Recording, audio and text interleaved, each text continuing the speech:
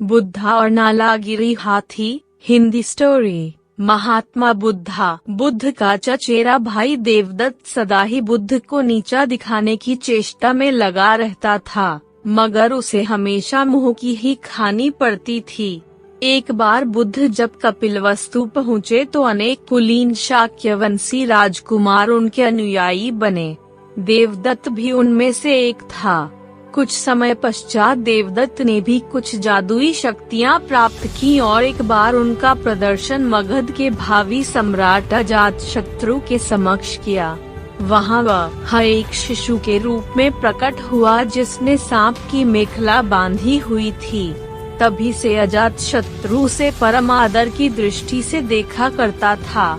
कुछ दिनों के बाद देवदत्त मगध से लौटकर जब संघ में वापस आया तो उसने स्वयं को बुद्ध से श्रेष्ठ घोषित किया और संघ का नेतृत्व करना चाहा।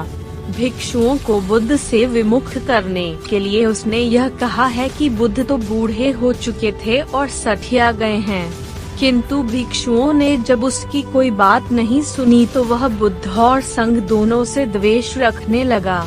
खिन्न होकर वह फिर वापस मगध पहुंचा और अजातशत्रु को महाराज बिम्बिसार का वध करने के लिए प्रेरित किया, क्योंकि बिम्बिसार बुद्ध और बौद्धों को प्रचुर प्रश्रय प्रदान करते थे।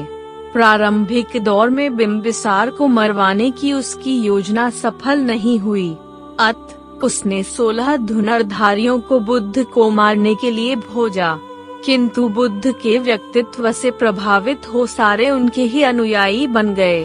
क्रोध में देवदत्त ने तब बुद्ध पर ग्रीघकूट पर्वत की चोटी से एक चट्टान लुढ़काया, जिसे पहाड़ से ही उत्पन्न हो 2 बड़े पत्थरों ने रास्ते में ही रोक दिया। देवदत्त के क्रोध की सीमा न रही। उसने एक दिन मगध राज के अस्तबल में जाकर एक विशाल हाथी नालगिरी को ताड़ी पिलाकर बुद्ध के आगमन के मार्ग में भेज दिया।